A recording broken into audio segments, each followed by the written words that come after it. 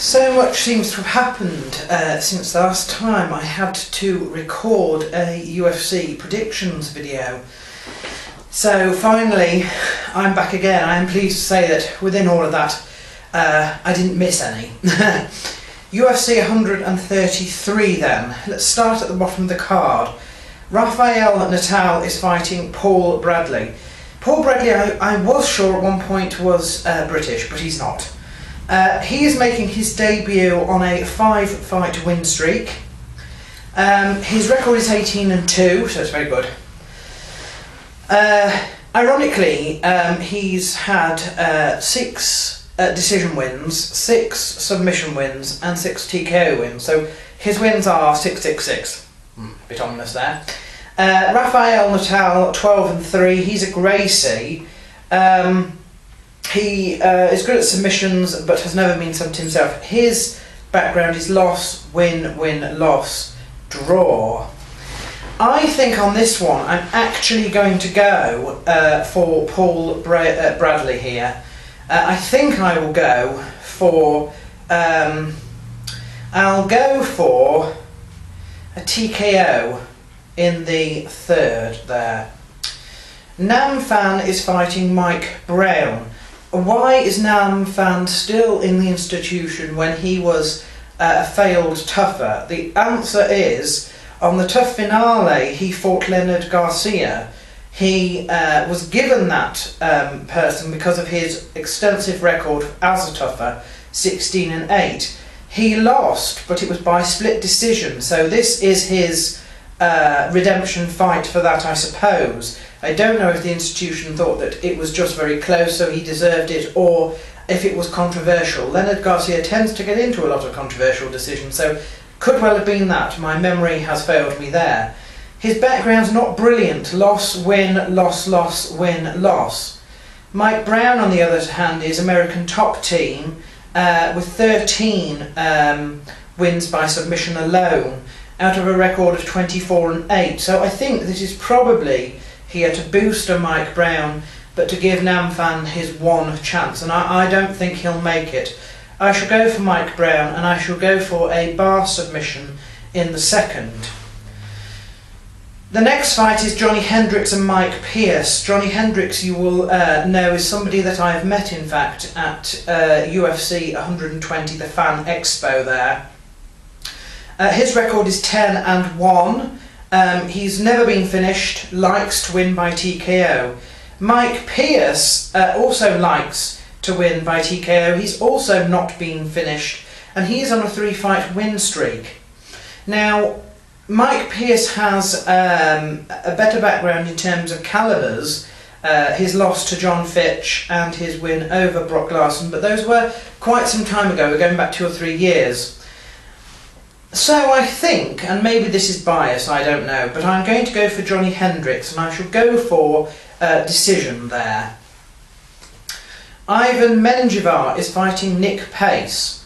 Ivan has a record of 22-8, likes to win by TKO and submission, but his background isn't brilliant. Win, loss, loss, win, loss, win.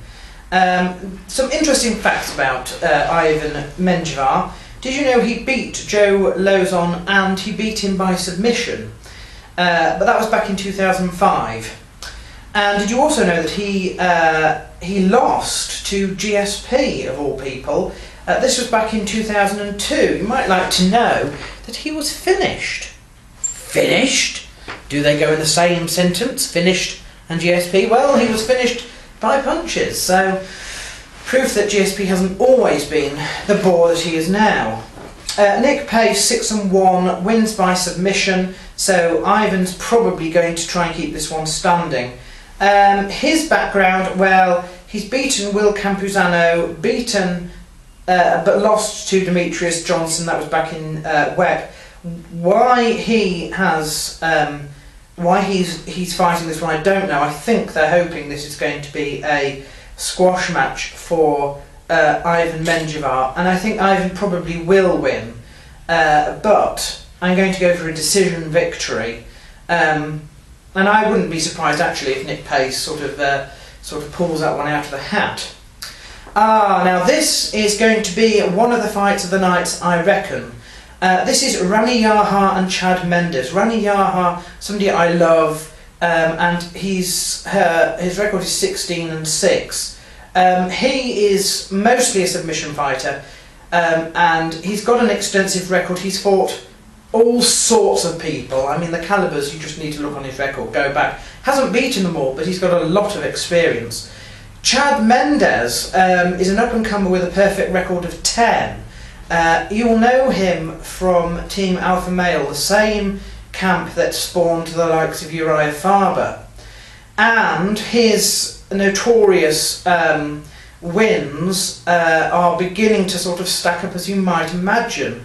Javier Vasquez, Cub Swanson, Anthony Morrison, Eric Koch, all of those have been beaten by Chad Mendes. So I think he qualifies himself for this match, and I think that if Chad Mendes does beat Rani here, he will have secured his place as somebody, you know, this will be a springboard for him. He can be taken absolutely legitimately, rather than as just somebody who is quite good at finishing a few people. Rani Yahya may well also not be that much of a step up.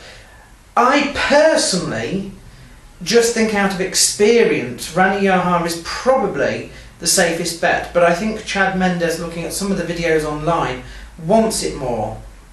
I may go for Chad Mendes just for shits and giggles, because I think he could win this one. This is a hard one to call. I should go for Chad Mendes on this one, but I don't know how. Matt Hamill and Alexander Gustafsson. Alexander, very, very good at submissions, but hello, Matt Hamill is very, very good at wrestling, and one hopes that Matt Hamill's wrestling will be able to provide the defence he needs not to get caught by Alexander Gustafsson. So I'll go for Matt Hamill. I'll go for a decision victory there. Rory McDonald and Mike Pyle, I just don't know. They are so I think evenly matched. I don't know. I just don't know. I might err towards Mike Pyle, but I couldn't tell you why. George Rivera is fighting Konstantinos Philippou, who is not bad. In terms of striking, but I think George is better, and George has a very long record for all and sundry, and beaten at least half. So I'll go for George. I'll go for TKO in the third. That could be a good stand-up war.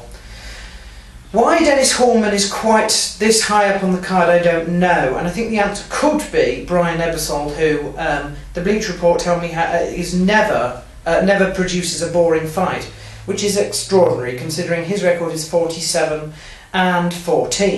But Dennis Hallman is also 50-13, so perhaps they're not that far out in terms of being matched. Brian Ebersol likes to win by submission, and he's got 20 of them. Hallman also likes to win by submission. He's got 39 of them, and he's never been submitted. I think Brian Ebersol, if he wants to keep his 8-fight win streak going here, he actually has to finish Hallman, and he probably has to finish Hallman on the feet. I don't know if he can do that, whereas I think Dennis Hallman is a really good submission artist, although sometimes he doesn't always show that. I'm going to say this will probably be another contender for Fight of the Night. I give it just to Dennis Hallman. I will go for a bar submission in the third, but if not, Brian Ebersol could possibly get a TKO victory. I don't think that one will go all the way to decision. Vitor Belfort and Yoshihiro Akiyama. As fast as I've ever said that. I'm going for Vitor Belfort on that, just because, really. And Rashad Evans versus Tito Ortiz. You know, there was signs that Tito had turned down this fight because it was so soon after the fight with Ryan Bader, and there was also signs that he won that one with a guillotine very, very quickly. And does that really propel him back into being a dead cert at winning, back towards being a contender? I think probably not, and I think Rashad Evans, although I don't like him, you know, he probably stands a reasonable chance of winning this one. Now, I can't remember if they've met before. I have a feeling that they've met before, and it was a. Was it the one that Rashad Evans got knocked out in? I don't know. Or am I thinking of somebody else? I can't remember that one. I can't remember that. I just have this feeling in the back of my mind that they've met before and Tito's won. I don't know why. I could be wrong there. Or I might be right. I can't remember. I'm not going to bother trying to remember. I'll go for Rashad Evans this time, whatever. But I will go for decision. I'll give Tito his piece. I'll go for decision there. And those are my predictions for UFC 133.